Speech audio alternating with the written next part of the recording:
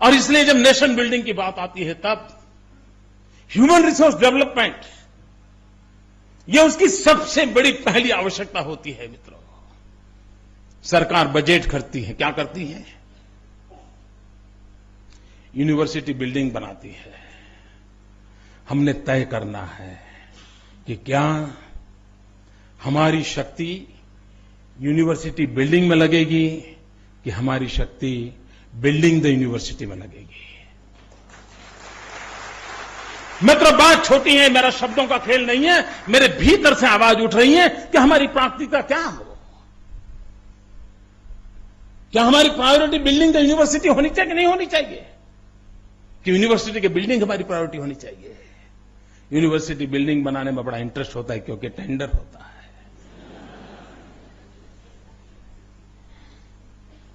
और इसलिए मित्रों हमारी प्रायोरिटीज हमने तय करनी होगी। ऐसा नहीं है मित्रों कि समस्याओं के समाधान नहीं है, समस्याओं के समाधान है, करने का इरादा चाहिए।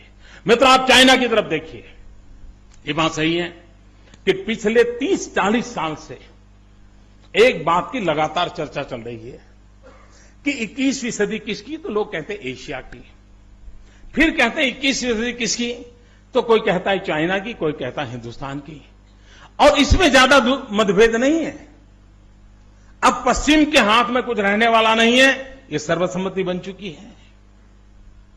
पूरब की तरफ झोंक है, ये सर्वसम्मति बन चुकी है। बात अटकी हुई है चाइना इंडिया, चाइना इंडिया। मित्रों 21वीं सदी में सर्वोपरिता के दरवाजे पर आकर के खड़े हुए दो देश, एक का रोड मैप देखिए और दूसरे का रोड मैप देखिए, हमें पता चलेगा मित्रों। 1978 चाइना ने तय किया कि हमने ह्यूमन रिसोर्स डेवलपमेंट पे बल देना है। तो चाइना ने क्या किया, एक कमीशन बिठाया और उस देश की प्रायोरिटी तय की। कौन सी प्रमुख चीजें हैं जिस पर हमने बल देना है? एग्रीकल्चर को छांटा, एजुकेशन, साइंस एंड टेक्नोलॉजी को छांटा, इकोनॉमिकल एक्टिविटी को छांटा, सिक्योरिटी एंड डिफेंस को छांटा। 4-5 मुख्य बिंदुओं को उन्होंने छांटा। और फिर इसको पार करने के लिए पहली क्या जरूरत है, तो हमें हमारी एजुकेशन सिस्टम को उस रिक्वायरमेंट की पूर्ति करने के लिए ढालना है, ह्यूमन रिसोर्स डेवलपमेंट करना है। सारी एजुकेशन सिस्टम को उस गोल को अचीव करने के लिए उन्होंने डाइवर्ट किया, चैनलाइज किया, उसकी प्रायोरिटी चेंज की। मित्रों आपको जानकर के हैरानी होगी,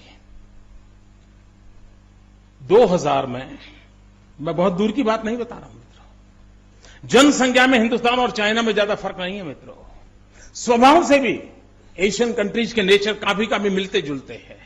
उसके बावजूद भी 2000 में विश्व की जो 500 प्रमुख यूनिवर्सिटीज है उसमें हिंदुस्तान की 2 यूनिवर्सिटीज का नाम था और चाइना की एक भी यूनिवर्सिटी का नाम नहीं था।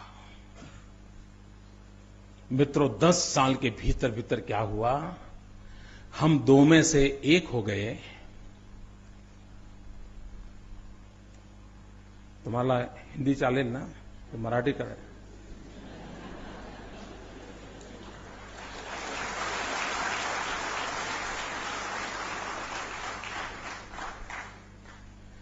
मित्रों मुझे बताइए कि हिंदुस्तान 2000 में विश्व की 500 यूनिवर्सिटी में हम 2 थे, 1 हो गए।